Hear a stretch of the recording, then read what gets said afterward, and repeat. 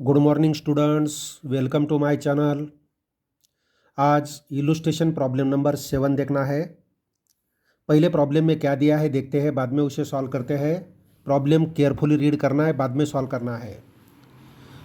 Given below is the balance sheet of Jaya, Maya and Mamta who were sharing profits and losses as 3:3:2। Business के partner 3 दिया है, Jaya, Maya and ममता। उनका profit sharing ratio दिया है 3:3:2। Means इसका total कितना आता है, देखो 8। रेशियो का टोटल 8 आता है। मीन्स इसका रेशियो है पहले का 3/8, दूसरे का 3/8 और तीसरा 2/8। यही इनका ओल्ड रेशियो है, 3/8, 3/8 और 2/8। नीचे दिया है balance sheet as on 31 March 2019।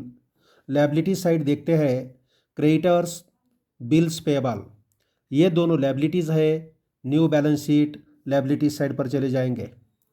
Capital account, partners capital account के क्रेडिट साइड पर ओपनिंग बैलेंस होता है। जनरल रिजर्व जो है अनडिस्ट्रीब्यूटेड प्रॉफिट है, यह undistributed profit partners capital account credit side पर डिस्ट्रीब्यूट करके लेते हैं। यह हो गया लिएबिलिटी साइड। एसेट साइड में दिया है पहला बैंक।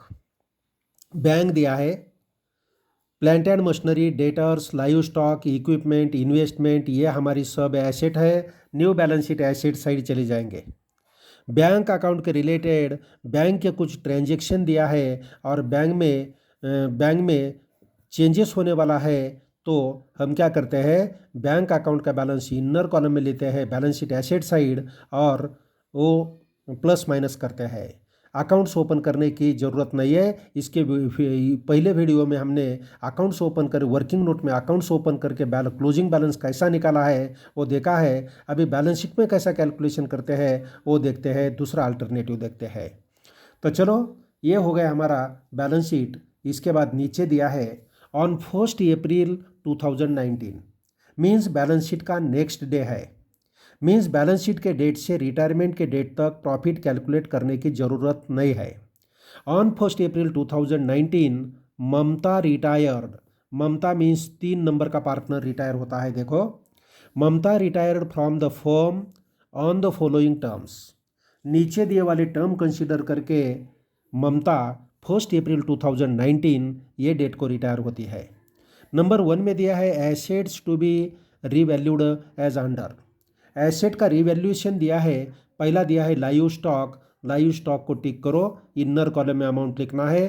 प्लांट एंड मशीनरी, ये भी अमाउंट इनर कॉलम में लिखना है। इक्विपमेंट्स, ये भी इनर कॉलम में लिखना है। आइटम नंबर 2 में दिया है an item of ₹400 from creditors is no longer liability and hence should be properly adjusted. Creditors के ऊपर एडजस्टमेंट है, क्रेडिटर्स को टिक लगाना है। क्रेडिटर्स के अमाउंट इनर कॉलम में लिखना पड़ेगा। नंबर 3 में दिया है mister Ram our customer may or may not be able to pay his debts ₹2000। Ram नाम का कस्टमर है, ये राम नाम का कस्टमर 2000 देंगा क्या नहीं, कुछ बोल नहीं सकते। Mister Ram our customer may or may not be able to pay his debts ₹2000। Ram के पास, राम के तरफ हमारे 2000 अमाउंट है। राम हमारा कस्टमर है, ये देंगा क्या नहीं कुछ बोल नहीं सकते। मीन्स ये हमारी क्या है, आरडीडी है। डेटर से लेस करना पड़ेगा, डेटर्स को टिक लगाना है। नंबर 4 में दिया है the amount due to Mamta be transfer to her loan account. Mamta का जो पेबल अमाउंट आएगा, ये अमाउंट हमें लोन अकाउंट को ट्रांसफ़र करना है। नंबर 4 में दिया है। तो ये हो गया प्रॉब्लम। अभी ये प्रॉब्लम हमें सॉल्व करना है। तो प्रॉब्लम में क्या क्या पूछा है हमें, पास necessary journal entries in the books of the firm. Firm के बुक्स में हमें एंट्रीज पास करना है, अकाउंट्स तैयार करना नहीं है।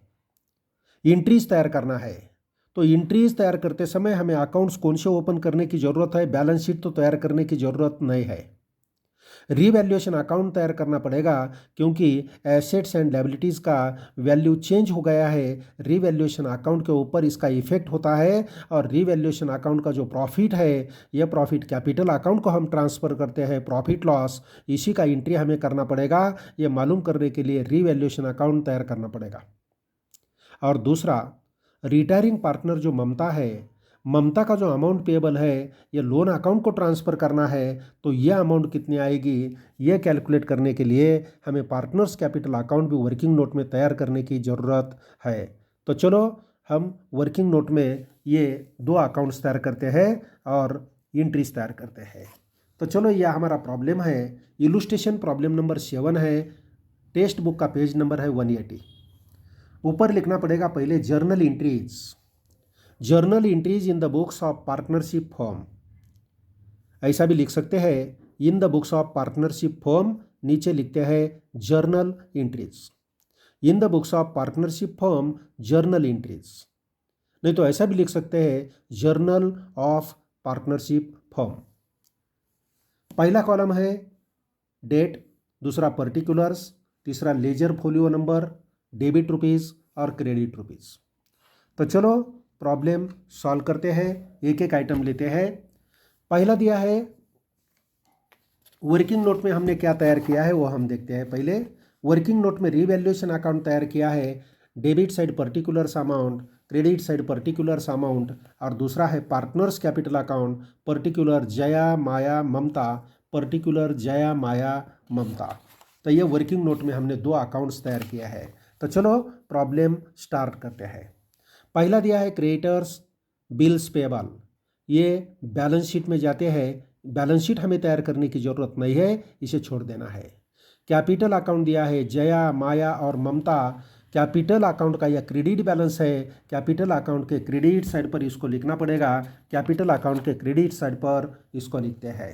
तो चलो कैपिटल अकाउंट के क्रेडिट साइड पर by balance brought down,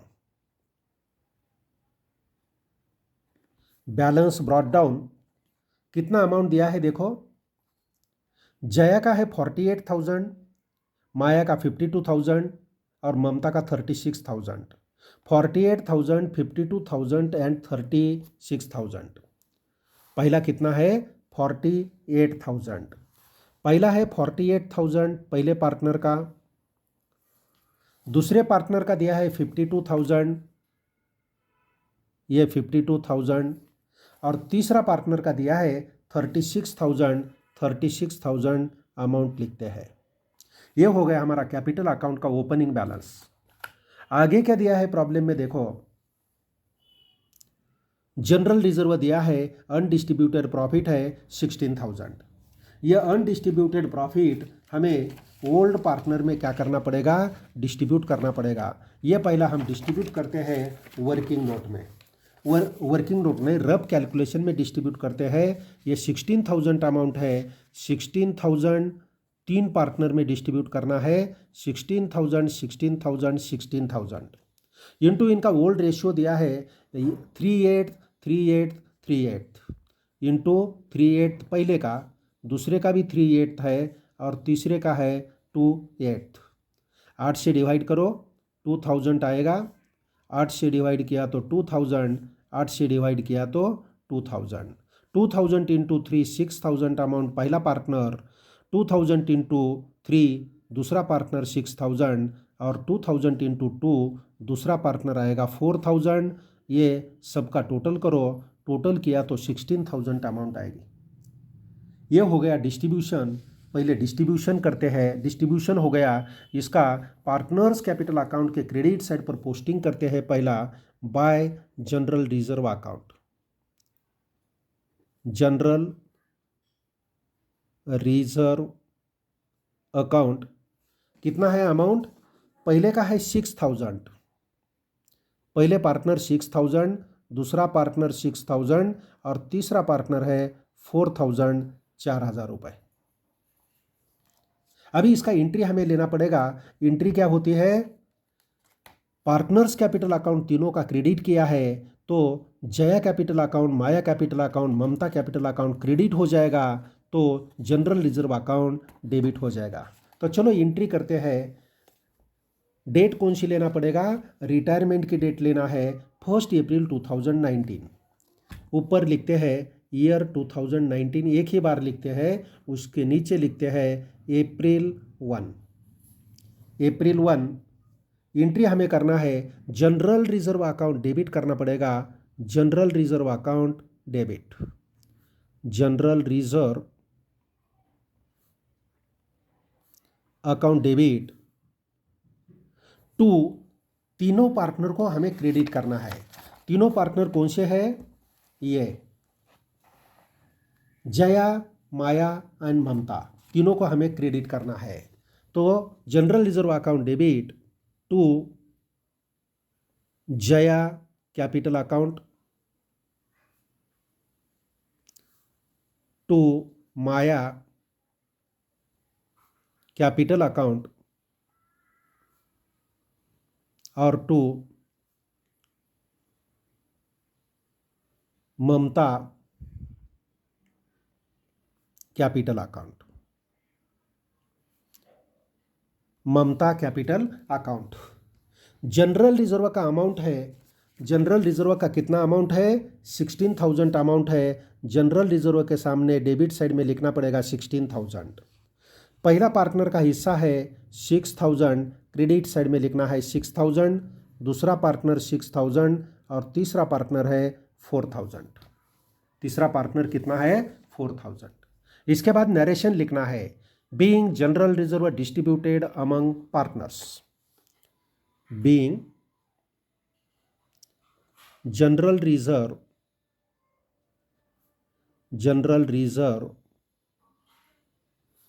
distributed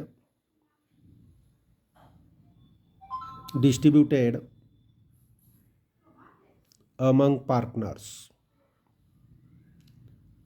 नहीं तो ऐसा भी लिख सकते हैं, general reserve distributed among partners and transfer to partners capital account, transfer to partners capital account, ऐसा भी लिख सकते हैं। General reserve transfer to partners capital account, ऐसा भी लिख सकते हैं। ये नंबर 1 का एंट्री हो गया। आगे क्या दिया है देखो, यहाँ तक लायबिलिटी साइड हमारा हो गया। अभी देखना है asset side, bank account, balance sheet asset side. ये plant and machinery, debtors, live stock, equipment, investment, ये सब new balance sheet asset side पर जाते हैं। हमें बैलेंस शीट तैयार करने की ज़रूरत नहीं, इसीलिए छोड़ देना है। सिर्फ इंक्रीज डिक्रीज क्या है एसेट में, वो हमें देखना है। तो चलो एडजस्टमेंट देखते हैं। Number 1, on 1 April 2019 Mamta retired from the firm on the following terms. Mamta retire होती है फर्म से 1 अप्रैल 2019 को रिटायर होती है। एडजस्टमेंट नंबर 1 दिया है, assets to be revalued as under. Live stock का वैल्यू कितना लेना है हमें, लाइव स्टॉक का वैल्यू 24,000 लेना है। लाइव स्टॉक का वैल्यू 24,000 लेना है। तो लाइव स्टॉक बैलेंस शीट में कितना दिया है देखो, लाइव स्टॉक बैलेंस शीट में दिया है 25,200।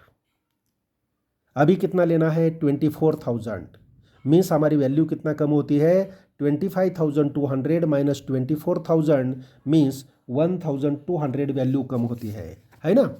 25,200 बैलेंस शीट में दिया है लाइव स्टॉक का वैल्यू, और एडजस्टमेंट में हमें लेना है 24,000 मीन्स वैल्यू कितना हमें लेना है, वैल्यू डिक्रीज कितना हो गया, 1,200 वैल्यू डिक्रीज हो गया।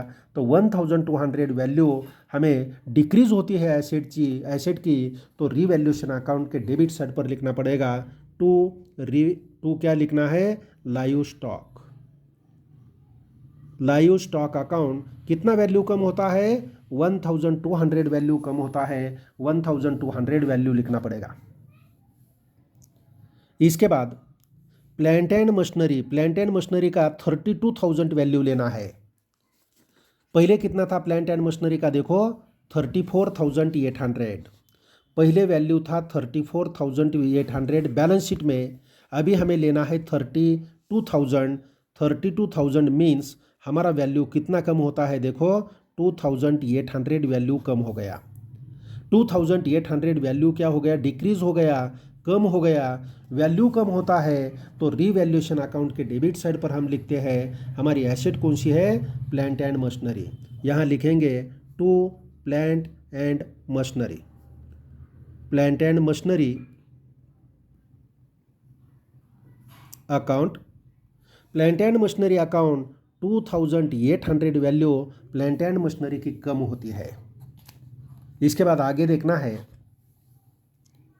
इक्विपमेंट्स दिया है, इक्विपमेंट्स का वैल्यू कितना लेना है, 16,800। इक्विपमेंट का बैलेंस शीट में कितना वैल्यू दिया है, बैलेंस शीट में दिया है 16,000 वैल्यू बैलेंस शीट में दिया है। अभी हमें लेना है 16,800 मीन्स 800 रुपये वैल्यू क्या हो गई, इंक्रीज हो गई।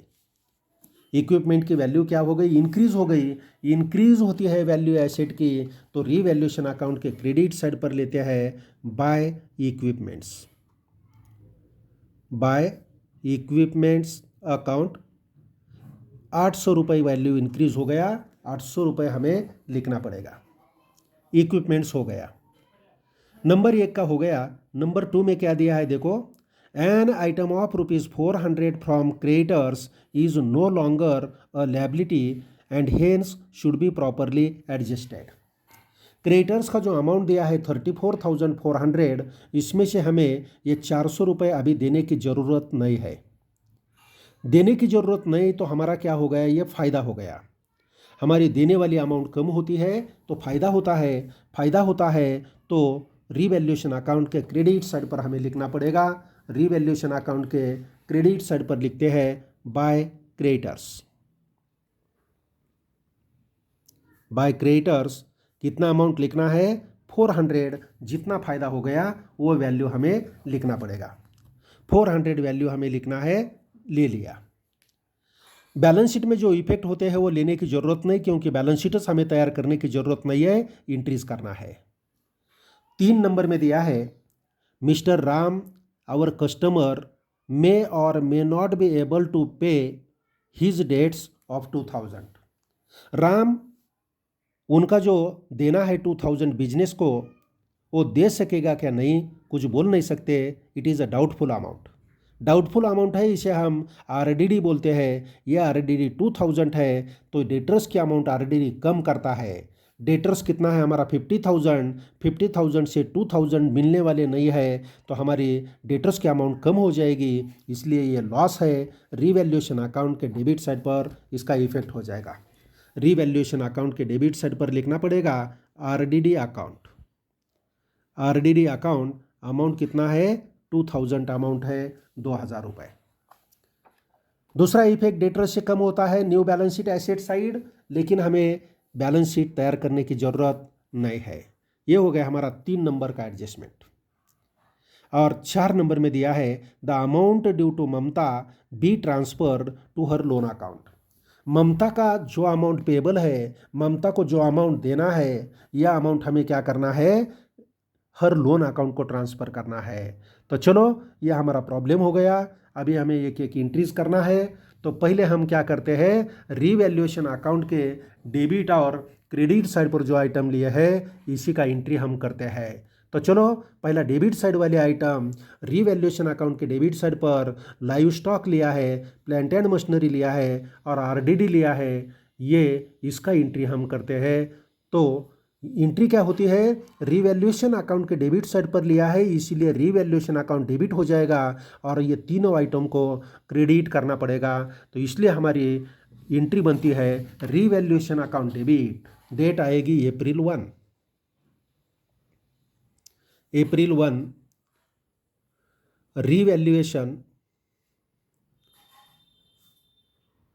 Account debit. और टू क्या करना है, live stock account, plant and machinery account और RDD account. Live stock account, live stock account.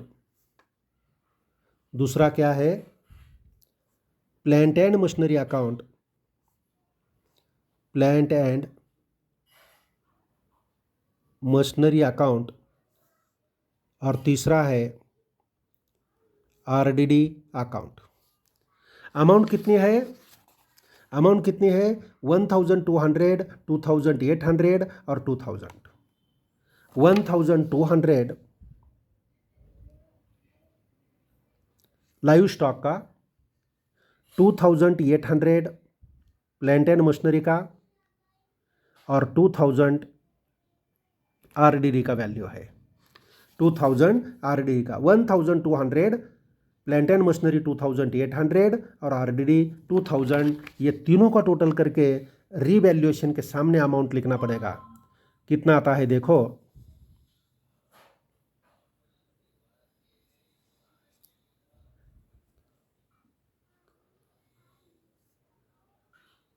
Amount आएगी 6000। अमाउंट कितनी आती है? 6000 अमाउंट आती है। इसका नरेशन क्या लिखना पड़ेगा? Being asset depreciated, being assets decreases या depreciated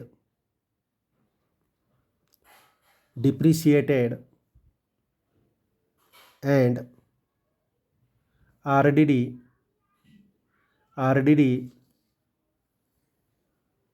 provided on debtors, RDD provided on debtors। ऐसा भी लिख सकते हैं, being decrease in the value of assets and decrease in the value of assets and increase in the value of RDD, ऐसा भी आप लिख सकते हैं। तो चलो ये एंट्री हो गई। आगे देखना है, रीवैल्यूएशन अकाउंट के क्रेडिट साइड पर जो है इसका पोस्टिंग करना है। रीवैल्यूएशन अकाउंट के क्रेडिट साइड पर जो अमाउंट है इसका पोस्टिंग करना है। रीवैल्यूएशन अकाउंट के क्रेडिट साइड पर क्या है देखो, एक इक्विपमेंट्स है और दूसरा क्रेडिटर्स है। मीन्स हमारी एंट्री बनती है रीवैल्यूएशन अकाउंट के क्रेडिट साइड पर है, इसलिए रीवैल्यूएशन अकाउंट क्रेडिट, तो ये दोनों को डेबिट करना पड़ेगा। Equipments account debit, creditors account debit और रीवैल्यूएशन अकाउंट क्रेडिट। तो चलो अप्रैल 1 equipments account debit, equipments account debit, creditors account debit और 2 रीवैल्यूएशन अकाउंट। कितने अमाउंट है देखो, अमाउंट कितने हैं? इक्विपमेंट्स के अमाउंट 800 है, क्रेडिटर्स के अमाउंट 400 है। चलो इक्विपमेंट्स के अमाउंट 800 और क्रेडिटर्स के अमाउंट है 400, दोनों का टोटल आउटर कॉलम में लिखना पड़ेगा 1200 अमाउंट आएगी। 1200। इसका नरेशन क्या आएगा? Being increase in the value of equipments, increase in the value of equipments and decrease in the value of creditors। लिखो, being increase in the value of equipments and decrease in the value of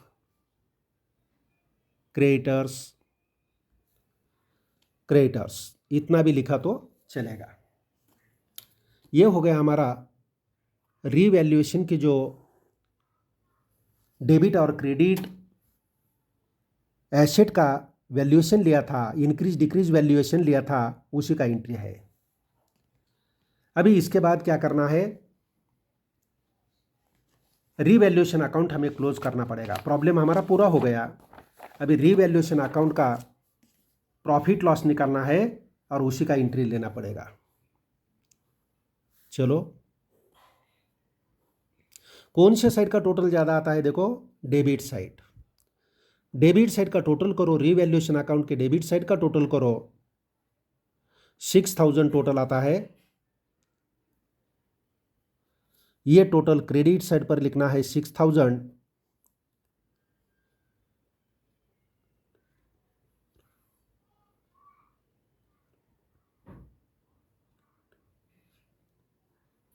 $4800 $4800 ये loss आ गया। यहां लिखते हैं loss, transferred to capital account. ये capital account को transfer करना है। पहली है जया, दूसरी है माया और तीसरी कौन है? ममता। चलो प्रॉफिट लॉस निकालते हैं। 4800 लॉस की अमाउंट है, यह हमें डिस्ट्रीब्यूट करना है ओल्ड रेशियो में। ओल्ड रेशियो क्या दिया है? देखो, 3/8, 3/8 और 2/8। ये रेशियो में हमें डिस्ट्रीब्यूट करना है। पहला है 3/8, दूसरा कितना है? 3/8 और तीसरा कितना है? 2/8। इसमें हमें डिस्ट्रीब्यूट करना पड़ेगा। कितना अमाउंट आता है? देखो, 8 से डिवाइड करो,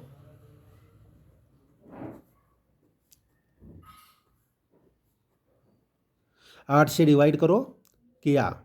600 इंटू 3 1800, 600 इंटू 3 1800 और 600 इंटू 2 1200।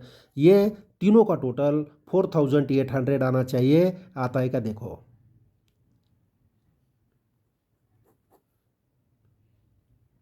आता है।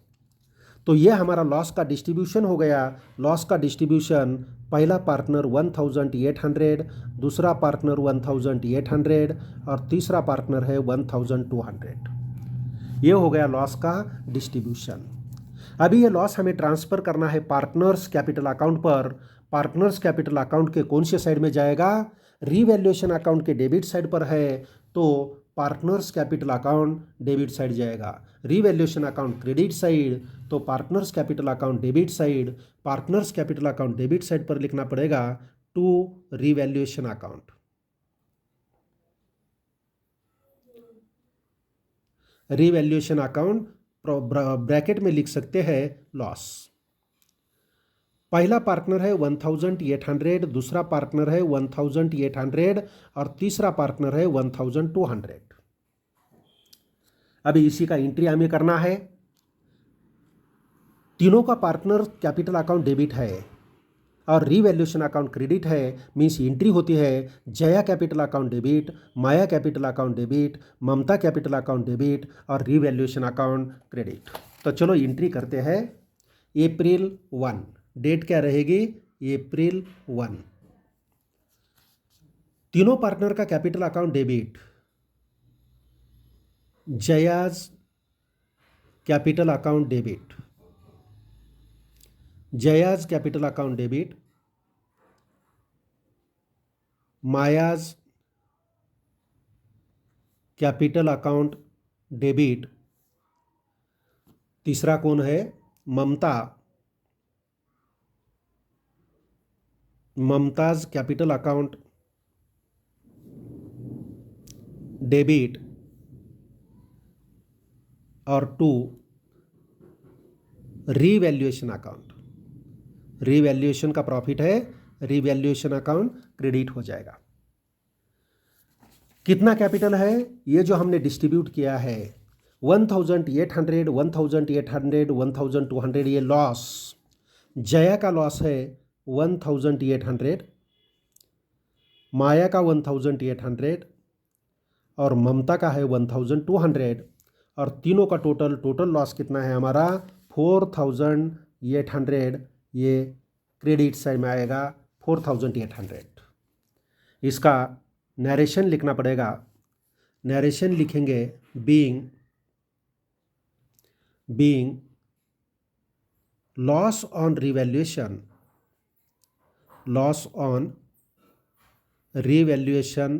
account distributed and transferred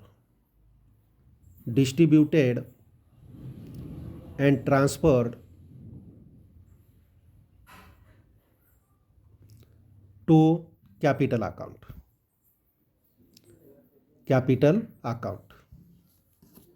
distribute किया एंड कैपिटल अकाउंट को ट्रांसफ़र किया, तो कैपिटल अकाउंट को हमने ये ट्रांसफ़र कर लिया है। ये हो गई हमारी एंट्री, पोस्टिंग भी हो गया, ट्रांसफ़र भी हो गया। इसके बाद हमें क्या करना है, कैपिटल अकाउंट क्लोज करना है। तो चलो कैपिटल अकाउंट क्लोज करते हैं। कैपिटल अकाउंट क्लोज करना है, कैपिटल अकाउंट का टोटल करते हैं। चलो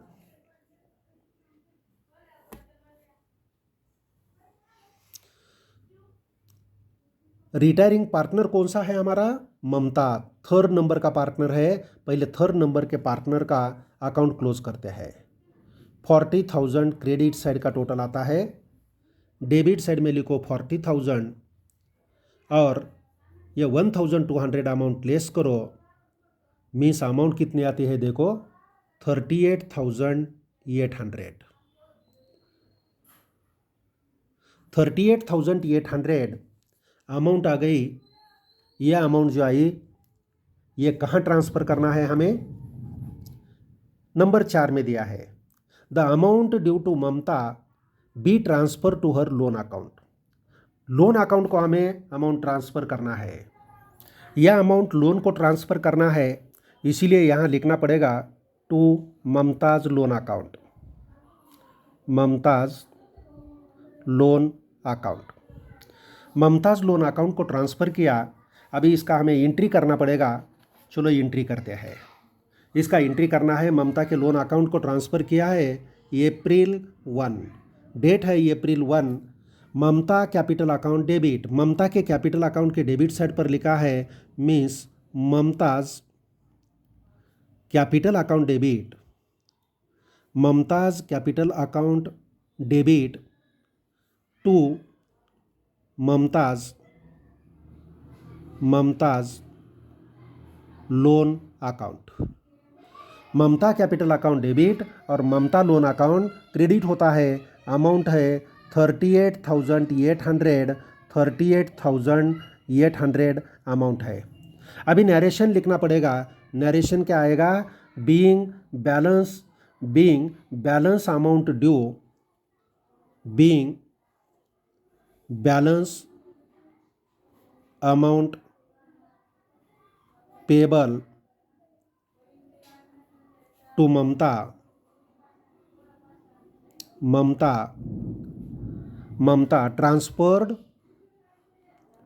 transferred to her loan account, उनके लोन अकाउंट को ये क्या किया, ट्रांसफ़र कर लिया है। तो ये हो गया एंट्री। इसके बाद हमें क्या करना है, इसके बाद कैपिटल अकाउंट क्लोज करना है। तो चलो कैपिटल अकाउंट क्लोज करते हैं। कैपिटल का क्रेडिट साइड का टोटल ज़्यादा है, क्रेडिट साइड का टोटल करो। कैपिटल का 54,000 पहले पार्टनर और 58,000 दूसरा पार्टनर का आएगा। 54,000 पहले पार्टनर और 58,000 दूसरा पार्टनर। बैलेंस निकालो, बैलेंस यहाँ निकालना है।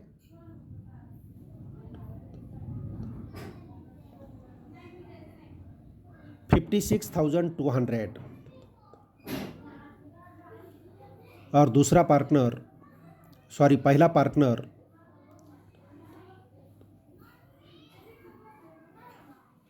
52,300 और 56,200 ये कैपिटल अकाउंट का क्लोजिंग बैलेंस आ गया। ये क्लोजिंग बैलेंस को हम लिखते हैं बैलेंस कैरिड डाउन। ये बैलेंस कैरिड डाउन है, ये बैलेंस शीट लायबिलिटी साइड पर ट्रांसफ़र किया जाता है, लेकिन हमें बैलेंस शीट तैयार करने की ज़रूरत नहीं है। लोन भी बैलेंस शीट लायबिलिटी साइड पर ट्रांसफ़र किया जाता है, लेकिन ये बैलेंस शीट हमें तैयार करने की ज़रूरत नहीं है, इसीलिए हमारा प्रॉब्लम यहाँ पूरा होता है। तो ये बिजनेस के बुक्स में एंट्रीज पूछा है, तो पहली एंट्री कौन सी हो गई? देखो, पहली एंट्री जनरल रिजर्व के अमाउंट तीनों पार्टनर में हमें डिस्ट्रीब्यूट किया है और partners capital account credit side transfer किया है। इसके बाद रिवैल्यूएशन अकाउंट के डेबिट साइड पर जो जो एसेट लिया है उसी का एंट्री हो गया है। तीसरी एंट्री रिवैल्यूएशन अकाउंट के क्रेडिट साइड पर इक्विपमेंट और क्रेडिटर जो लिया है उसी का एंट्री है। और नेक्स्ट एंट्री जो है रिवैल्यूएशन अकाउंट का जो लॉस है, लॉस का एंट्री है, ये लॉस हमने पार्टनर्स कैपिटल अकाउंट पर ट्रांसफ़र किया, उसी का एंट्री हो गया। और लास्ट में ममता को जो अमाउंट पेबल है ये लोन को ट्रांसफ़र करना है उसके, इसीलिए लोन को जो ट्रांसफ़र किया उसी का एंट्री हो गया। यहाँ हमारा प्रॉब्लम पूरा होता है। तो ये वीडियो आपको पसंद आया तो इसको लाइक करो, शेयर करो और मेरे चैनल को सब्सक्राइब करो। और कुछ डाउट है तो आप कमेंट बॉक्स में मुझे लिख सकते हैं। Okay student, bye.